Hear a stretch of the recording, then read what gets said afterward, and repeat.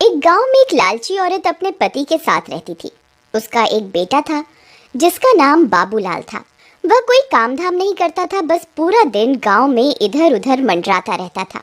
एक बार अगर और मुझे राम प्यारी बोले ना तो एक लगाऊंगी।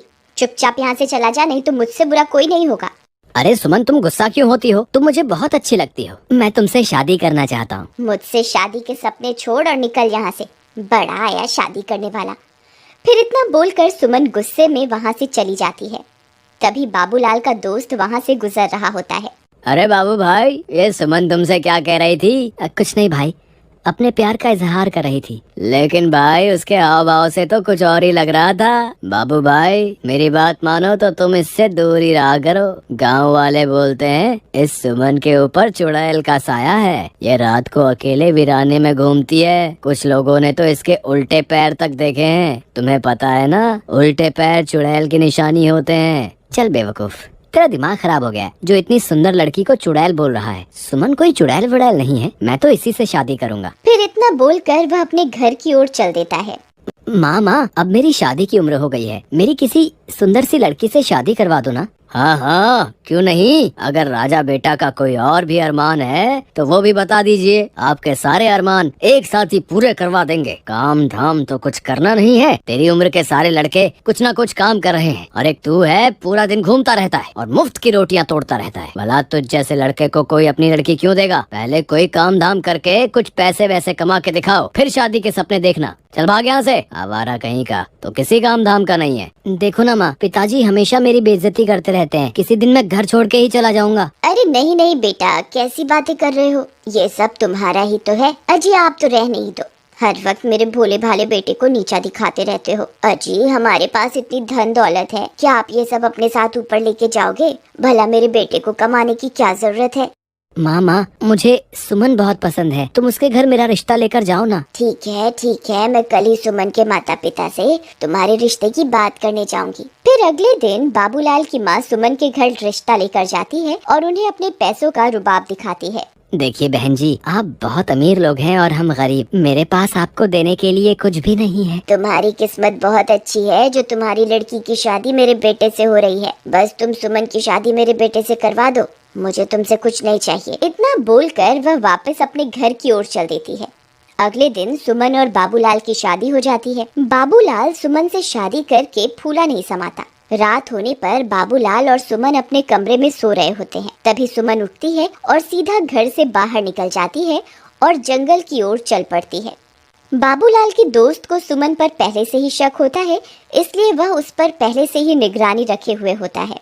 अरे ये भाभी इतनी रात गए कहाँ जा रही है? मुझे इनका पीछा करना होगा। फिर चीमा सुमन का पीछा करने लगता है। तभी चलते चलते सुमन के पैर उल्टे हो जाते हैं। अरे मर गए रे, इसके तो पैर ही उल्टे हो गए। मेरा शक सही निकला, ये तो चुड़ैल निकली। तभी देखते ही देखते सुमन चुड़ैल में बदल जाती है और गुफा के अंदर घुस जाती है।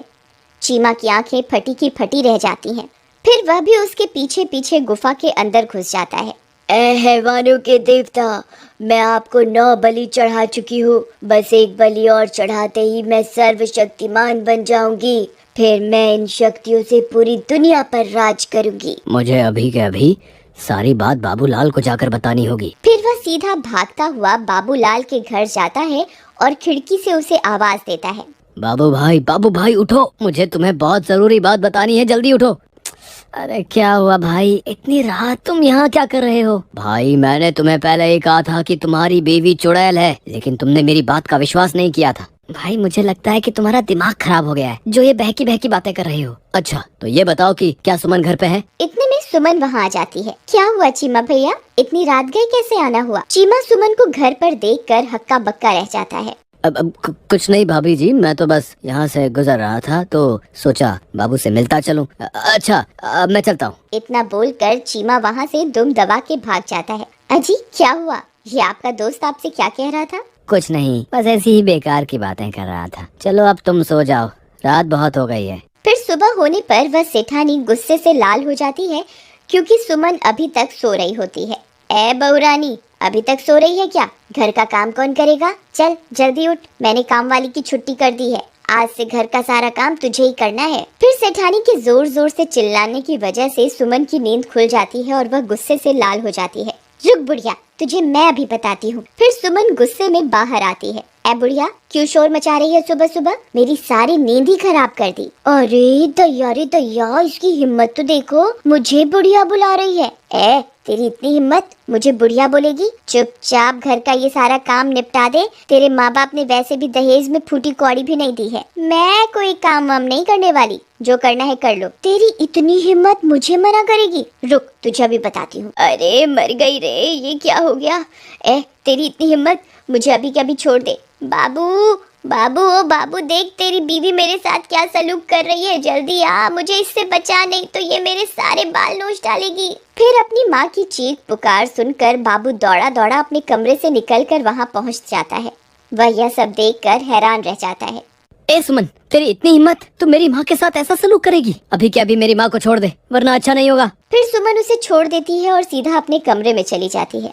माँ, आप ठीक तो हो ना? आपको कुछ हुआ तो नहीं ना? मैं ठीक हूँ बेटा, मैंने तो बस इसे घर का थोड़ा काम करने को कहा था और इसने मेरी तो धुनाई ही कर दी। फिर बाबू परेशान होकर घर से बाहर निकल जाता है। वहाँ उसे उसका दोस्त चीमा मिलता है। क्या हुआ बाबू भाई, इतने परेशान क्यों हो? क्या तुम्हें पता चल गया कि तुम्हारी बीवी चुड़ैल है? मजाक मत कर यार चीमा, मैं वैसे ही बहुत परेशान हूँ। आज सुबह सुबह तो सुमन ने हद ही कर दी। उसने माँ के बाल पकड़कर उनसे बहुत बदतमीजी की। भाई, मैंने तो पहले ही कहा था कि सुमन कोई साधारण लड़की नहीं है, उसके ऊपर चुड़ैल का साया है। एक बहुत आसान रास्ता है। अगर तुम उस चुड़ैल के सामने आईना रख दोगे तो तुम्हें उसकी असलियत उस आईने में दिख जाएगी। फिर वे दोनों अपने अपने घर की ओर चल देते हैं। रात होने पर बाबू सुमन के लिए एक फूलों का गजरा लेकर घर पहुंच जाता है। अरे भगवान, तुम कहाँ हो? देखो आज मैं तुम्हारे लिए क्या लाया हूँ। सुमन वहाँ आती है और गजरा देखकर बहुत खुश हो जाती है। फिर वह गजरा अपने बालों में लगाकर शीशे के सामने पहुंच जाती है। तभी उसके पीछे पीछे बाबूलाल भी पहुंच जाता है। सुमन जैसे ही अपने आप को शीशे में देखती है, उसकी असलियत उसमें दिखाई देने लगती है। बाबूलाल की आंखें फटी की फटी रह जाती हैं। वह उस चुड़ैल को देखकर बहुत डर जाता है। हे भगवान, ये मैं किस मुसीबत में फंस गया? ये तो सच में चुड़ैल निकली। अच्छा हुआ तुझे मेरी असलियत के बारे में पता चल गया। मैं आज रात को तेरी ही बलि देने वाली थी। अरे भागो रे, ये तो चुड़ैल निकली। अपनी जान बचा के भागो। चीमा भाई, मुझे बचाओ, मेरी बीवी तो चुड़ैल निकली। तुम सही कहते थे। हाय, मर गए रे। फिर वह सीधा भागता भागता अपने दोस्त चीमा के घर पहुंच जाता है। चीमा भाई, जल्दी से दरवाजा बंद कर दो। तुम सही कहते थे, सुमन तो चुड़ैल है। मैंने उसकी असलियत आईने में देख ली है। अब वो मुझे नहीं छोड़ेगी। अजी, मुझे लगता है आपका ये दोस्त अपने साथ साथ हमें भी मरवा के छोड़ेगा। तुम अभी के अभी इसे घर से बाहर निकालो, नहीं तो इसकी पत्नी इसका पीछा करते करते यहाँ पहुँच जाएगी। तभी जोर जोर से दरवाजा खटखटाने की आवाजें आने लगती हैं। वे सब लोग डर जाते हैं। अरे दैया, लगता है इसकी पत्नी इसका पीछा करते करते यहाँ पहुँच गई। चीमा भाई, गलती से भी दरवाजा मत खोलना, नहीं तो वो चुड़ैल हम में से किसी को भी जिंदा नहीं छोड़ेगी। अरे मर गए रे बाबू भाई, भाभी तो चुड़ैल बनकर हमारे दरवाजे पर खड़ी है। अब क्या करें? मैं तो कहती हूँ इस बाबूलाल को उठाकर घर से बाहर फेंक दो। वह चुड़ैल इसी की तलाश में यहाँ आई है। बहुत शौक चढ़ा था ना इसे सुंदर स्त्री से शादी करने का, अब भुगतने दो इसे। चलो भाई बाबूलाल, अभी के अभी मेरे घर से बाहर निकलो। चलो चलो चलो। नहीं, मैं कहीं नहीं जाने वाला। मैं अकेला नहीं मरूंगा। अगर तुमने मेरा साथ नहीं दिया तो मैं तुम्हें भी अपने साथ लेकर मरूंगा। अरे दैया, ये तो अपने साथ हमें भी मरवा के छोड़ेगा। अजी, आप ही कुछ कीजिए ना। बाबू भाई, मेरे घर में छोटे छोटे बच्चे भी हैं। अगर ये चुड़ैल इस घर में घुस गई तो हमारे साथ हमारे बच्चों को भी नहीं छोड़ेगी। कृपा करके तुम इस घर से निकल जाओ। ठीक है दोस्त, मैं अपनी वजह से तुम्हारे मासूम बच्चों की जान खतरे में नहीं डाल सकता। मैं अभी के अभी इस घर से चला जाता हूँ। शुक्र है भगवान का, इस आफत से जान तो छूटी। रुको मेरे दोस्त, अगर मरना ही है तो मैं भी तुम्हारे साथ मरूंगा। राधा, तुम अंदर बच्चों के पास चली जाओ। मैं अपने दोस्त को यूँ अकेला नहीं छोड़ सकता। मुझे अपनी दोस्ती निभानी होगी। अजी, आप पागल हो गए हैं क्या? वह चुड़ैल एक ही बार में आपकी जान ले लेगी। आप इसकी वजह से खुद को मौत के मुंह में क्यों धकेल रहे हैं? अगर मैंने आज अपने दोस्त का साथ नहीं दिया तो ये दुनिया कभी भी किसी की दोस्ती पर एतबार नहीं करेगी। अगर अपनी दोस्ती साबित करने के लिए अपनी जान भी देनी पड़ी तो मैं दे दूंगा। चलो बाबू भाई, मैं भी तुम्हारे साथ चलूंगा। चीमा भाई, मुझे तुम्हारी दोस्ती पर कोई शक नहीं है, लेकिन तुम मेरी वजह से अपनी जान मत दो। हम दोनों मिलकर भी इस चुड़ैल का सामना नहीं कर पाएंगे। हमारा मरना तय है। तुमने सही कहा, हम दोनों इसका मुकाबला नहीं कर पाएंगे, लेकिन मैं किसी को जानता हूँ जिसके सामने ये चुड़ैल पल भर के लिए भी नहीं टिक पाएगी। तभी चीमा भागकर घर में बने मंदिर की ओर जाता है। हे महाबली हनुमान, हम आपके बिना इस चुड़ैल का सामना नहीं कर सकते। आज फिर से एक बार बुराई को हराने के लिए हमें आपकी जरूरत है। कृपा करके हमारे साथ चलिए महाबली। चलो भाई, अब इस चुड़ैल को सबक सिखाने का वक्त आ गया है। अरे वाह वाह। हम 2 नहीं हैं चुड़ैल, हम 3 हैं। बोलो महाबली हनुमान की जय, सियापति रामचंद्र भगवान की जय, पवन सुत हनुमान की जय। अरे अरे मर गई रे, ये तूने क्या कर दिया? हे भगवान मुझे क्षमा कर दो, मुझसे बहुत बड़ी गलती हो गई। हे महाबली, हे सर्वशक्तिमान, मुझे क्षमा कर दो। मैं आज के बाद किसी व्यक्ति को नहीं सताऊंगी। फिर कुछ ही पलों में वह चुड़ैल जलकर खाक हो जाती है और एक बार फिर बुराई पर हमेशा की तरह अच्छाई की जीत होती है।